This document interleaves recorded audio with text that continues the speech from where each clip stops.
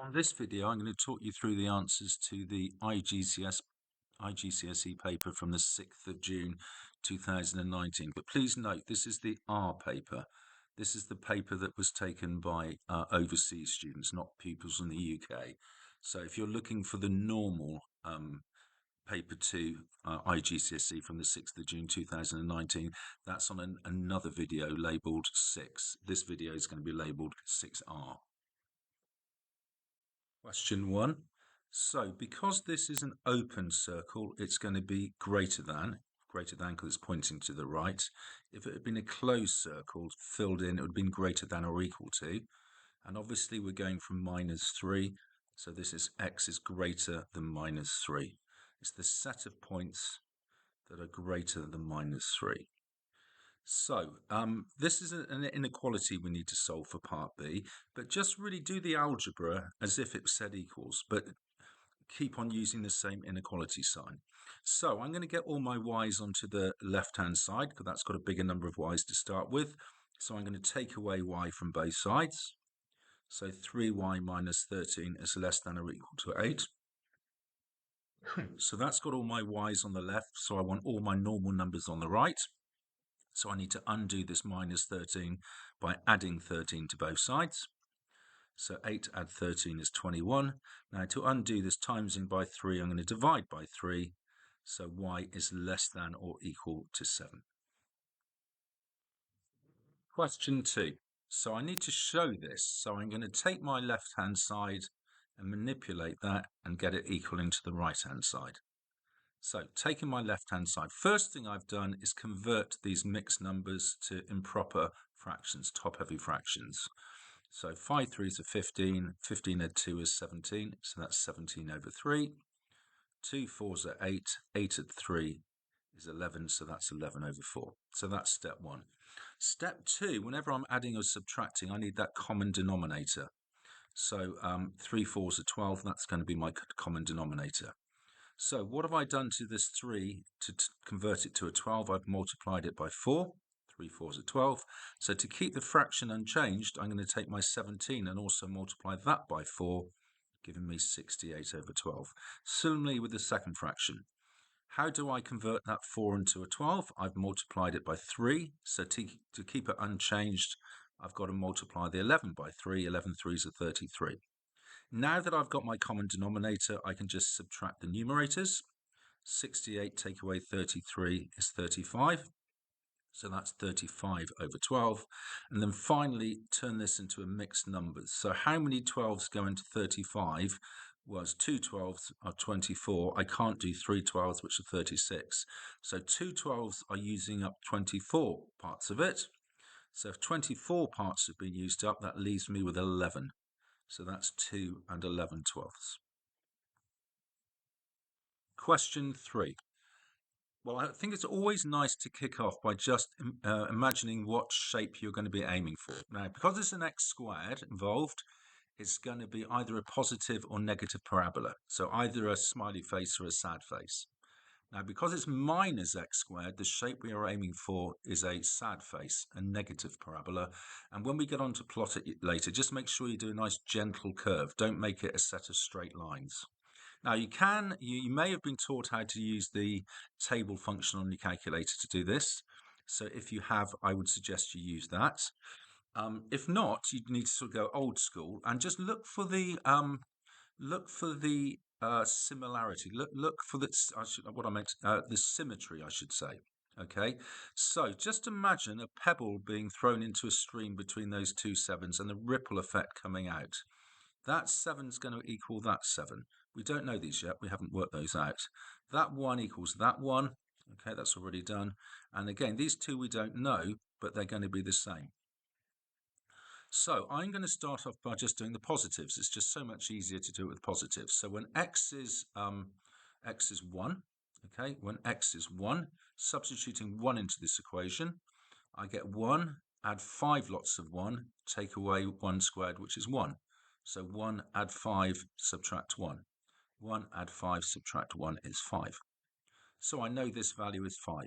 So by the symmetry, by the ripples, I know this is also going to be 5. Of course, there's nothing stopping you putting 4 into the equation and double checking, okay, but you will still get 5. Right, I'm now going to do it for the 6, because I think it's a lot easier to work with the positive 6 than with the minus 1. So substituting 6 into this, y equals 1, plus 5 lots of 6, which is 30, and then taking away 6 squared, which is taking away 36. So 1 add 30 minus 36 equals minus 5. So 6 minus 5. And then again by symmetry, this value over here is minus 5 too. So these are the ripples going out. We've got the symmetry of the curve. Now plotting these points, minus 1, minus 5, 0, 1, 1, 5, I get these points here. And as I said before, just make it a nice gentle curve. Question 4. Now we're told these are similar triangles. So this is just proportionally bigger than that. All the sides are in proportion. So if this side was twice as big, so will this side be, so will this side be. So, which side do I have in common? Well, I know the 12, I don't know that, I don't know that, I don't know that, but I know the bottom of both. So what do I multiply 16 by to get 40? So go and do 40 divided by 16 on your calculator and you get 2.5. So this triangle here, each side is 2.5 times bigger. So DE is going to be 2.5, DE here is going to be 2.5 times bigger than AB. 2.5 lots of 12, which is 30. Now, for part B, I always think a diagram just helps you gather your thoughts. So we're told the area of a triangle is 525 centimeters squared. Find the area in meters squared. Now, you can just learn how to do these, and in fact, it's just going to be 100 squared because it is centimeters to meters is 100. And then when you square it, you get 100 times 100. But I think it's nice just to have a little diagram just to help you gather your thoughts. Imagine you've got a square which is 1 meter by 1 meter. So that area is going to be 1 times 1, which is 1. So that's 1 meter squared. But 1 meter is 100 centimeters in length. And this 1 meter here is also 100 centimeters in length. So the area of this in centimeters squared is 100 times 100, which is 10,000. So to go from centimeters squared to meters squared, I'm going to have to divide by 10,000. 525 divided by 10,000 is 0.0525. Question 5. Now, when we factorize a quadratic, so we've got some x squared, some x's, and some normal numbers, you're going to end up with a pair of brackets. Factorizing is putting in the brackets, and when it's this type of expression being factorized, it's going to be a pair of brackets. And because it's x squared here, it's going to be an x starting off the bracket and an x starting off the bracket. So the skill is in working out these two magic numbers here. So to start with, we're looking for two numbers that multiply to be the minus 36, the number on the end, yet at the same time, these two numbers have to add to be the coefficient of x. So have to add to be minus 5. So what two numbers multiply to be minus 6 but add to be minus 5? Well, that's minus 9 and 4. Minus 9 times 4 is minus 36. Minus 9 add 4 is minus 5. So those are our two magic numbers. So x minus 9, x plus 4. It wouldn't have mattered if you'd written x plus 4, x minus 9. That's fine, but you couldn't have got these signs the other way around. That would have been wrong. Question 6. Now, probabilities always add up to a whole. So to work out the probability of mints, add the other three together and subtract that from 1, giving you 0.21. Now we're being asked what's the probability of either strawberry or mint. So you've got to add together the probabilities for strawberry or mint. 0.32 add 0.21 is 0.53. Question 7. Now we're told the ratio of winning to drawing to losing is 6 to 3 to 2. So get that written down. Now how many shares is that in total? 6 add 3 add 2 is 11.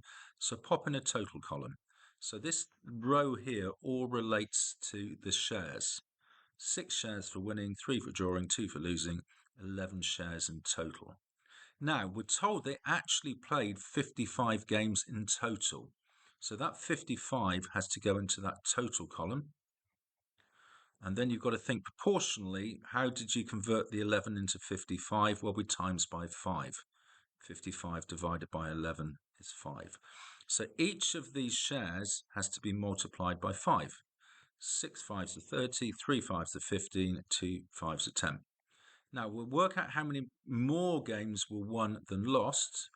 So the number of games won is 30, the number of games lost is 10. So how many more games is that? 30 take away 10 is 20.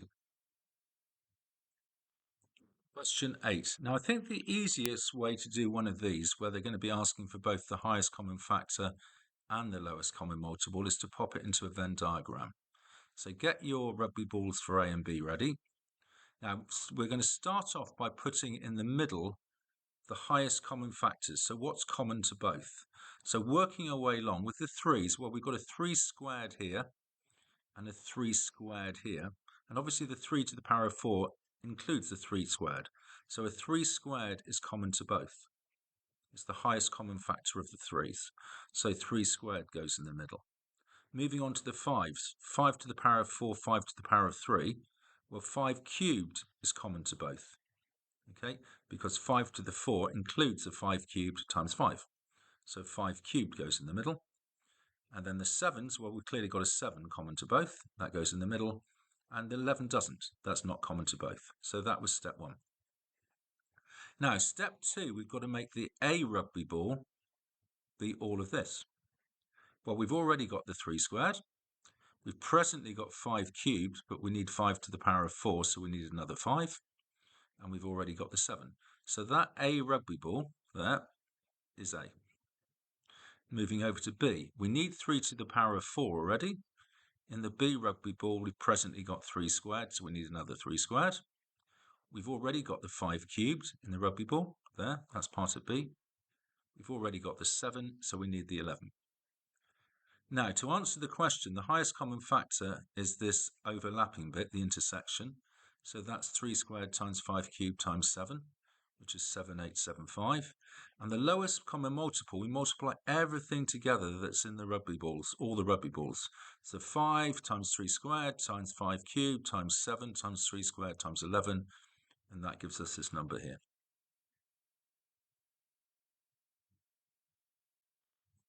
Question 9, part A. Now we're being asked to write 840,000 in standard form. So how does standard form work? The first number has got to be between 1 and 10. So where would you put a decimal point in here to get a number between 1 and 10? Well, that would be between 8 and 4. So that's the first part of our standard form, 8.4. And then it's times 10 to the power of something. So get your times 10 in there. And because this is a big number, the power is going to be positive. So remember, this is going to be a positive number. So how did we get the 5? Well, we bunny hop, we hop along, okay? So 840,000 has got the decimal point at the end of it, and we need the decimal point to be between the 8 and the 4. So how many hops is that of the decimal point? 1, 2, 3, 4, 5. So 8.4 times 10 to the 5. Now, part B, you're lucky enough to be allowed to use calculators on this, so the easiest way is just to use your fractions button on your calculator, make the numerator 6 times 10 to the power of 7, the denominator 8 times 10 to the minus 2, and you're pretty much there. I think it might give you the answer in normal form, and then it's normal numbers, and you just have to repeat what we've done in part A, but that's probably the quickest way. I'm going to show you the longer way if you weren't going to be using your calculator for it. So 6 times 10 to the 7 is on top, that's my numerator, and I'm dividing that by 8 times 10 to the minus 2.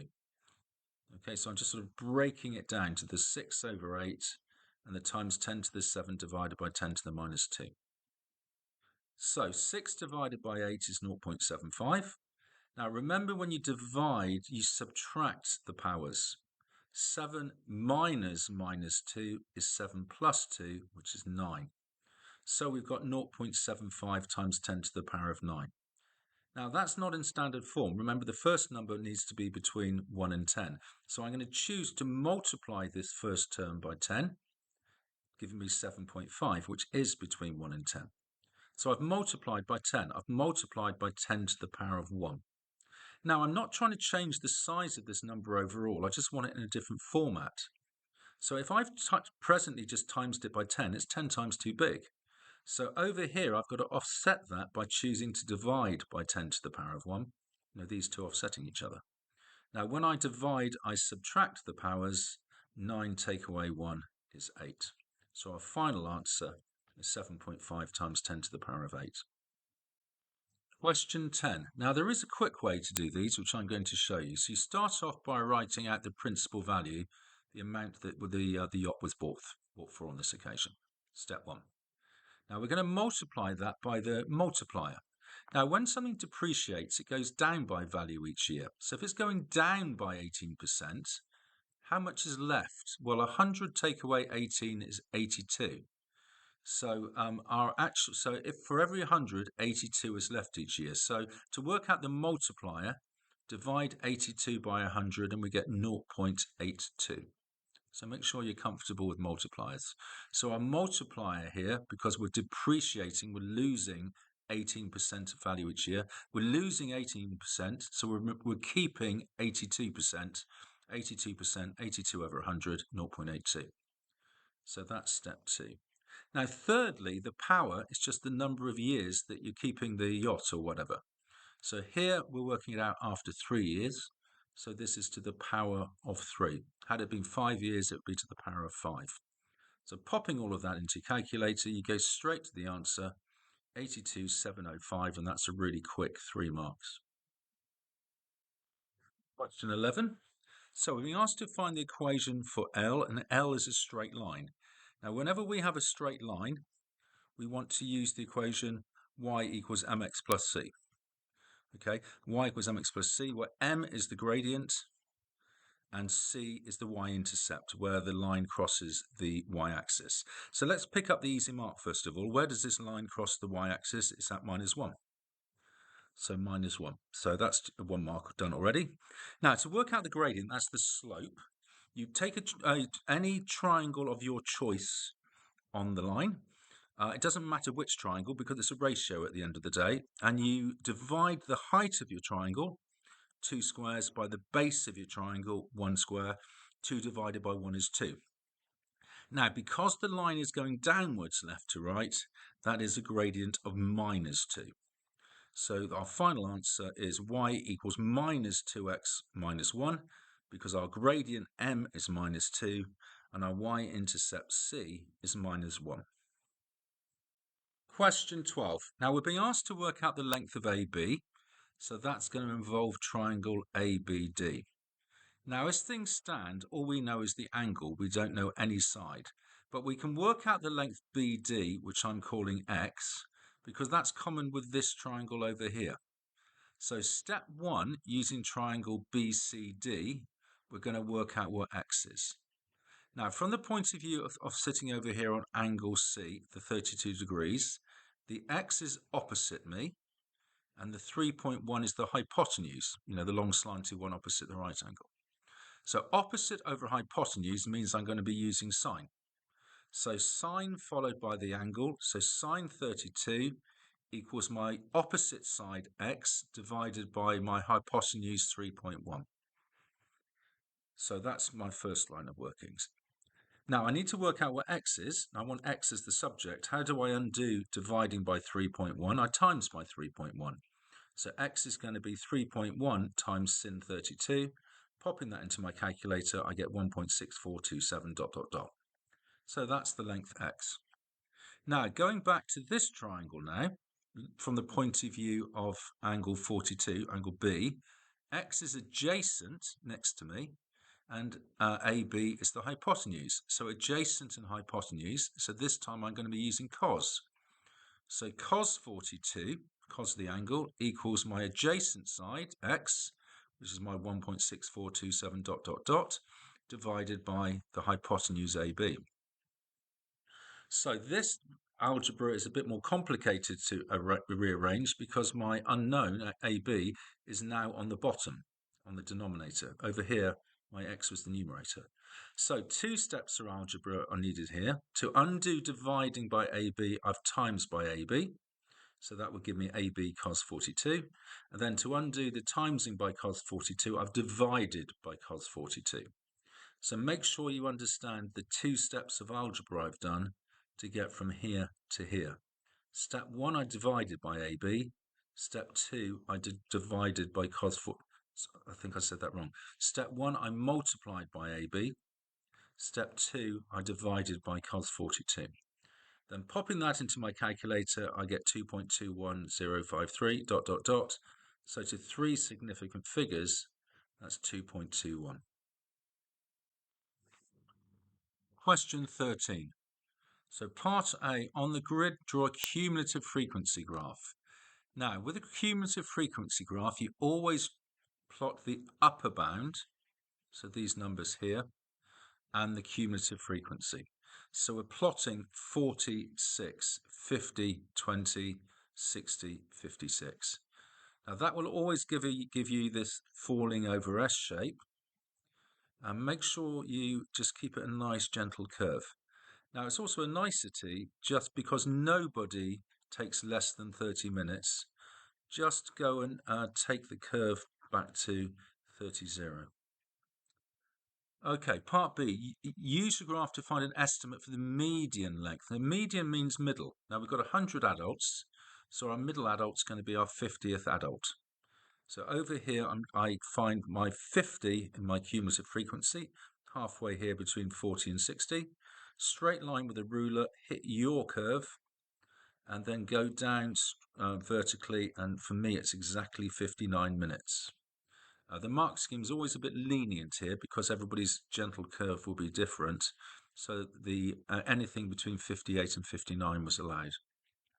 Now for part C, one of the 100 adults is chosen at random. Find the probability they took more than 72 minutes. So take your 72 minutes here. Okay, these squares, it's 10 squares for 10, so it's quite simple. It's just going along to the 72, so 2 along. I think here it looks like it's slightly slipped. That should be on 72. Okay, so 72, so 2 baby squares along. Your line goes up, hit your curve, horizontal line with a ruler. I'm on 86 here. Just be careful with your scale over here. Can you see 20 to 30, for example? We're going up 10, but that's only 5 baby squares. So each baby square is 2 over here. So going from 80 to 86, that's 3 baby squares. So just be careful with your scale. It's different over here to here. Anyway, we've got 86. So how many people were more than 86? Well, 100 take away 86 is 14. So 14 people took longer than 72 minutes. So if you're choosing one at random, what's the probability of choosing one of those? It's going to be 14 out of 100. Again, the mark scheme was quite generous. It allowed anything between 12 over 100 and 14 over 100. Of course, you could simplify these, but there's no need. 14 part A. Now, I think the best way to approach this, take each component of the bracket and pop that to the power. So we've got x to the power of 12 to the power of 3/4 and y to the power of 8 to the 3/4. Now, whenever you've got a power inside and outside a bracket, you multiply them. Now, 12 times 3/4 is 9. So this is x to the power of 9. And 8 times 3/4 is 6. Sorry, 8 times 3/4 is 6. So it's y to the power of 6. Now, the complication we have with part B is our base number is changing. It's 3 and 3, which is fine, but 9, which is not 3. So the key bit here is to replace that 9 with 3 squared. So just replace the 9 with 3 squared. Then it's fairly straightforward. On the denominator, remember we were saying if you've got a power inside and outside the bracket, you multiply them. So 2 times y is 2y. And then from your index laws, when you're dividing, you subtract the powers. X take away 2y is x take away 2y. So find an expression for n in terms of x and y. Well, n is the power, 3 to the power of n. So 3 to the power of n. So our n is x minus 2y. Question 15. We're being asked to work out the size of angle DBC. So step one, make sure you realise what angle they're talking about. That's the angle as you go from D to B to C, which is this angle I've marked in red. And we're being asked to give a reason for each stage of our working. So the first thing I've noticed is that, this angle A to B to D is 49. Okay, where you've got 2 points in the circumference and they both join at the middle and they also join at the circumference, the angle at the circumference is half the angle at the center. It's one of these circle theories. So 98 divided by 2 is 49. So you've got to give a reason for each stage. So angle ABD equals 49. The angle at the circumference is half the angle at the center. Now, another circle theory is that an angle in a semicircle is 90 degrees. Now, you can see that the line A to C goes through the origin. So that's generating a semicircle over here. So as we go from A to B to C, angle ABC is 90 degrees. So angle ABC is 90 degrees. Angle in this semicircle is 90. Now, it's easy to work out DBC now because it's just going to be the 90 take away the 49, which is 41 degrees. Question 16. Now, when something's inversely proportional, as one goes up, the other goes down. So this is one where you do k divided by something and not k multiplied by something, which is what you do when it was directly proportional. So we're told y is inversely proportional to the square of x. So your first line of working, the key line, is to appreciate that can be written as the formula y equals k over x squared. So y is proportional to x squared. Now, we need to work out this constant k, so we need to substitute in some x and y's we know to work out k. Now, you could use any of these, but I'm just going to use this simple one here. So I know when x is 2, y is 9. So I'm just going to substitute that in. Y being 9, x being 2. So 9 equals k over 2 squared. So that's not 9 equaling k over 4. Multiply both sides by 4. K is 4 nines, which is 36. So this was my provisional formula, if you like. But I've now worked out that the constant k is 36. So my final formula is y equals 36 over x squared. Now, for part B, I'm just being asked to solve using this formula. I'm told that y equals 144. Y equals 144. So 144 equals 36 over x squared. So rearrange this, multiply both sides by x squared and divide by 144. Gives you x squared being 36 over 144. Pop that into your calculator, you get a quarter. Now, the square root of a quarter is both plus and minus a half, but the question tells us that x has got to be greater than 0, so x equals a half. Question 17. I think this is quite tricky. So let's just try and look at the relationship between a term and the term number and the term of sequence. So you can see here, term 1 was starting off with a 1. Term 2 was starting off with a 2. And then each time we're multiplying by 1 more than the term number. Now remember, the term number is n. So this is position number 1, position number 2. So this is when n is 1, when n is 2, what have you. So if we take this one, for example, this is, if we call this n, this is n, and this is 1 more than n, which is n plus 1, and then we're dividing by 2. So if when n is 2, we're timesing by 2 times 3 over 2. Say when n is 6, it's 6 times 7 over 2. So it's always the term number times 1 more than the term number divided by 2. Then the next term, n plus 1, we're just adding 1 on to the two numbers in the numerator. So n becomes n plus 1 becomes n plus 2. Now, we're being asked for the sum of any two consecutive terms, so we're just going to add these two together, which I've done here. And then it's just processing the algebra. Now, our goal is to show that it's always a square number. So we want to end up with something being all squared. So just processing the algebra, which I've done down here. I've factorized to take out the half. Okay, I've then gone and done the clause. I've expanded the brackets down here. I've then gathered my like terms here, and then I've multiplied by the half. And that gives me n squared plus 2n plus 1, which factorizes to being n plus 1 all squared. So whatever n happens to be, you add 1 and then you square it. So we can see, regardless of what term it is, it's always a square number because the bracket is being squared. Question 18. So for part A, state which value of x must be excluded from any domain. Now, just think about what value of x would effectively break this machine, if you like. Now, you can't divide by 0. You try and do that on your calculator, you get error. Okay, so what value of x is going to make this denominator 0? Because you just can't divide by 0. So let's set 4x minus 3 being equal to 0 and solve that. We get x being 3/4. Now, for part B, read this from right to left. It is the G machine being thrown into the F machine. The G machine being thrown into the F machine. So my F machine is x over 4x minus 3, and I'm popping my x minus 5 in as the x value input. So it's going to be x minus 5 on top, and 4 lots of x minus 5 minus 3 on the bottom, which I've done here. And then just process the algebra. So do the claw on the bottom, 4 times x, 4 times minus 5, then gather up your minus 20 and minus 3. You get x minus 5 over 4x minus 23. Part C. Now to find the inverse function, you've got to change the subject. So let's go and let y equal the f function. So we let y equal x over 4x minus 3. And we're now just going to change the subject. So step 1, we want to undo this fraction. We want to undo dividing by 4x minus 3. So we're multiplying by 4x minus 3.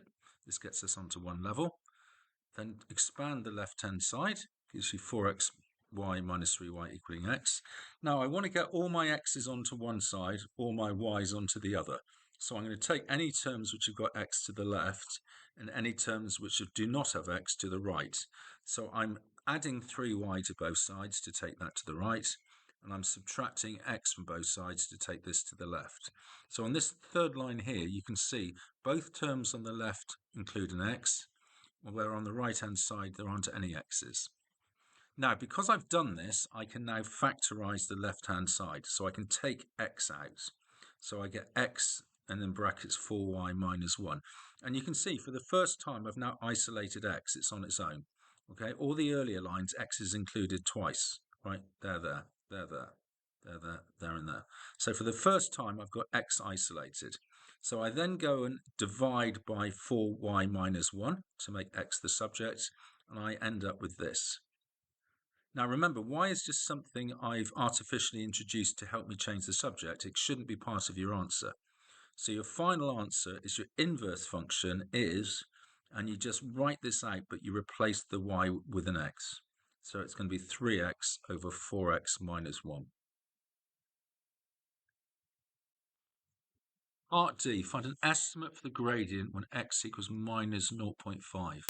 Now, I always find these questions really unsatisfactory because it's so hard to accurately work out the gradient here. So what the idea is, at x being minus 0.5, which is obviously here, we've got to work out the gradient at that point. But it's so hard to put this purple line on and make it an accurate gradient. So I would suggest you kind of fudge it a bit. Just make sure either your x values or your y values, or at least one of them, is a nice whole number. So I've just sort of moved this purple line. I've made it a tangent at minus 0.5, but I've made sure that my x step, that bottom length of this triangle, is exactly 2. It just makes the maths a bit easier. Anyway, as I'm sure you know, the gradient m is the y step over the x step. It's the height of your triangle divided by the base of your triangle. This is going from 18 rather down to 5, so that's a height of 13. Okay, so it's 13 divided by 2, which is 6.5. That's the gradient, and it's going in an upwards direction, so that's positive 6.5. Now you can see by what the mark scheme was allowing, it's really pretty much allowing anything around there. So any gradient between 5 and 7 was allowed. Question 19. So there are a lot of steps going on here. There's a lot of work to do. Now our goal is to go and work out the length, the perimeter of the shaded segment. Okay, So in order to work out that length, we're going to have to work out the orange length, the straight line from A to B, and add it to the arc length, the green bit going from A to B. But we'll come on to that in a bit. Now, firstly, what we're going to need to work out any of this, we're going to need to know the length of this radius here from O to A. That's then going to allow us to access the triangle and the segment of the circle. Now, what we've been told, the area of the sector AOPB is 25 over 2 pi. So that's the area as we go around the whole of the outside. Okay, that length there. Now that's clearly a fraction of a circle. Now what fraction of a circle is it? Well, it's 80 out of 360 degrees worth. And we know that that area, we know that length. So this is the key first line of workings. Pi r squared, so that would be if it was a whole circle with an unknown radius. But the proportion of the circle we've got is 80 out of 360. So that proportion of the circle equals the area that we've been given of 25 pi over 2. So the pi's cancel. Divide by 80 over 360, square root, we get the radius being 7.5. So that's step one. Right, so we know this length is 7.5 because it's, we know that's 7.5 because it's a chord of a circle. Okay, so we know that this would form a whole circle, so these two are the same length. It's obviously an isosceles triangle, so these two angles here are 50. 50 at 50 equals 80. These two lengths being 7.5, so these are the equal lengths. So we can now work out the straight line length from A to B using the sine rule, because we have a pair. We've got the length being 7.5 and the angle being 50. So put the unknown length on top. So AB over sine 80 equals 7.5 over sin 50. And process that, we get the length AB, A to B, straight line length being 9.641. Now moving on to the arc AB, so that's that curved bit, the length in green, that is a fraction, a proportion of the circumference of the circle. Now the circumference of the circle is obviously pi times diameter, or pi times 2 lots of the radius. So that's pi times 2 lots of the radius. That would be the circumference all the way around the whole circle. But obviously this length is just the proportion 80 over 360. So we do 80 over 360 times the circumference of the circle, and that gives us 10.471. So our total length is going to be, in fact, I shouldn't have actually done that in green, should I? What I should have done is that is the length that we've just worked out. That's the bit in green. Okay, so the green bit is 10.471. You add the orange bit together with the green bit, and that gives us the 20.11 to 3 sig figs. That's 20.1. Question 20. Now, it's a good exam technique just to make it clear to the examiner that you know what the lower bound and upper bound of A and B are, even before you decide which ones of them you're going to use. This will pick you up a method mark. So how do we work out the lower bound and the upper bound for A? Now we're told it's 3.46 to 3 sig figs. So I would suggest a number line just helps you gather your thoughts. So here's my number line in red, 3.46 in the middle, and my two extremes, my two goalposts, are the next three significant figure up and down. So that's 3.45 and 3.47. Now, what are the range of points that would round to 3.46? Well, that's going from halfway here, 3.455, all the way up to 3.465. This range of points here would round to 3.46 rather than anything just to the left of here that would go 3.45 or the right of here that would go 3.47. We maintain this symmetry, so don't stress about the fact that 3.465 would actually round up to 3.47. We know that, but we maintain the symmetry and still call the upper bound 3.465. Now, similarly with B, 6.3 correct to 1 decimal place. So do another number line, put 6.3 in the middle, make your goalposts going up or down 1 decimal place. So that's 6.2 and 6.4. And then the range of points that would round to the 6.3 are 6.25 to 6.35. So lower bound 6.25, upper bound 6.35. Now, moving on to the upper bound for x, we're trying to make x as big as possible. Now, when you're dividing, if you want to make something as big as possible, you want the biggest number on top and the smallest number on the bottom. So the biggest number on top is going to be the upper bound for a. Now, to get the smallest number as possible on the bottom when you're subtracting, you want to have the lowest value for b and take away the highest value for a. That's how you're going to get this as small as possible. You want small, take away big. So take your time, make sure you just get that, all right? Just maybe replay this video once or twice so you understand it. Numerator has to be as big as possible. Denominator overall as small as possible. How do you make something small when you're taking away? You want small, take away big. So then you've just got to pick up the appropriate values. So the upper bound for A is 3.465. The lower bound for B is 6.25. And again, the upper bound for A is 3.465. Pop that into your calculator, you get this. And then to three significant figures, that's 7.46. Question 21. Now I'm told the surface area of A is 240 and the surface area of B is 540. So the area ratio for A to B is 240 to 540. Now you don't have to simplify it first, but I just think it normally makes the numbers easier, and that's what happened on this occasion. So I divided by 10, divided by 2, divided by 3, and I've ended up with an area ratio of 4 to 9. Now, how do you go from the area ratio to the length ratio? Well, we're going from two-dimensional area to one-dimensional length. So to go from area to length, you square roots. Had we been going from length to area, we would have squared. So the length ratio, we square root 4, we square root 9, and we get 2 to 3. So that takes us back to the length ratio, allowing us to go forward to the volume ratio, which is what the question requires us to do. So going area to volume, you've got to go area to length and length to volume. Now, once you've got to length, which is one-dimensional, how do you get to volume, which is three-dimensional? You cube.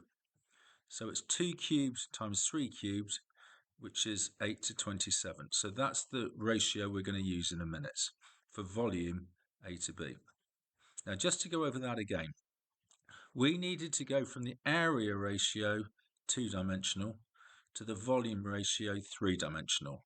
To do that, you've got to go back via length. So we square rooted to get length and then cubed to get volume. So we've got our volume ratio, 8 to 27. We're told the volume of B is 2025, and we need the volume of A. So this is just proportion. So looking at it vertically, what do I multiply 27 by to get 2025? Well, 2025 divided by 27 is 75. So to get from this row to this row, I'm multiplying by 75. So X is going to be 8 times 75, which is 600. Question 22. So to get into this format, we're going to have to be completing the square. So the first thing I've done is rewrite the question in a more familiar format. My x squareds, then my x's, then my normal numbers. Now, to be able to complete the square, you must have just a single x squared, one lot of x squared. So I'm going to have to factorize all of this, taking out the minus 2. So I've factorized here. Minus 2 times minus 6 is 12. Minus 2 times minus 5 over 2 is 5. Right, I can then do my usual completing the square inside my square bracket. So what's half of minus 6? It's minus 3. So it's x minus 3 all squared. Visualize that fourth claw. As you do x minus 3 times x minus 3, you would get a plus 9. That plus 9 needs to be backed out, so that's why we've got the minus 9. And then we've still got the minus 5 over 2. Next line of working, I've just added these together. Well, minus 9 is minus 18 over 2. Minus 18 over 2 minus 5 over 2 is minus 23 over 2.